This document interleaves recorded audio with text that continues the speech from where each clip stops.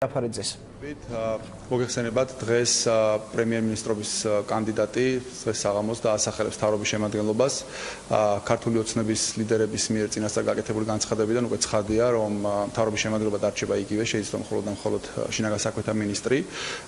მეტიც ქართული ოცნება აპირებს, რომ მთავრობის იგივე შემადგენლობა წელს, ეხლა ამ კვირაში დაჩქარებული წესით გაიტანოს პარლამენტში და დაამტკიცოს 2 დღეში აპირებენ ამ მთავრობის დამტკიცებას.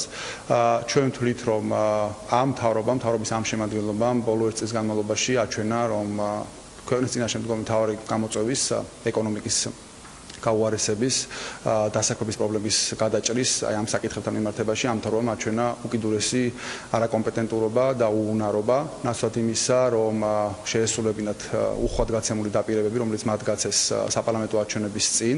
ჩვენ მივიღეთ პრაქტიკულად ყველა ეკონომიკური მაჩვენებლის გაუარესება, სახეზე არის ეკონომიკის სტაგნაცია, სახეზე არის შემოსავლების მკვეთრი შემცირება, განსაკუთრებით გაჭირებულ ფენებში, სახეზე არის იმპორტის მკვეთრი ვარდნა, სახეზე არის დამატებითი ღირებულების ბრუნვის შემცირება და დამატებითი ღირებულების გადასახადი არის ის გადასახადი, რომლითაც ივსება საქართველოს ბიუჯეტის დაახლოებით 9/2.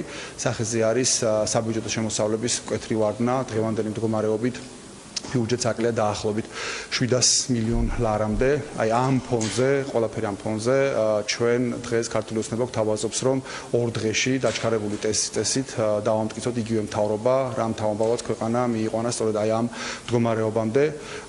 ჩვენ ვთვლით, რომ წლევანდელი წელი განსხვავებით იმისგან, რასაც პირდებოდა პრემიერო, წლევანდელი წელი იქნებოდა კარგი, მომავალი წელი უკეთესი, შემდეგ კიდევ უკეთესი და მეოთხე წელი გადასარევი. წლევანდელი წელი იყო ძალიან ცუდი, მომავალი წელი იქნება კიდევ უფრო უარესი და ამაზე მსჯელობის საშუალებას გვაძლევს ის ბიუჯეტი, რომელიც შემოტანილი არის პარლამენტში, ხოლო რა იქნება შემდეგ წლებში, ეს მხოლოდ ღმერთმა უწყის.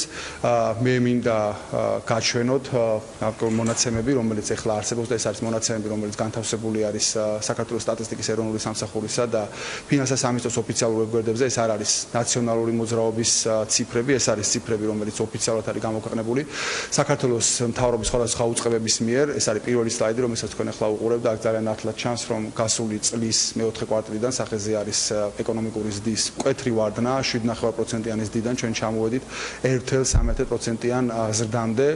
1.3%-იანი ზრდა, რო გესმოდეთ, რას ნიშნავს და მე ამის შესახებ არაერთხელ გამიცხადებ, ეს ნიშნავს, რომ საქართველო ევროპულ ცხოვრების დონეს, ევროპულ ჯანდაცვის დონეს, ევროპულ განათლების დონეს დაეწევა დაახლოებით 2 საუკუნის შემდეგ. აი ეს არის ის ტემპი, რასაც ჩვენ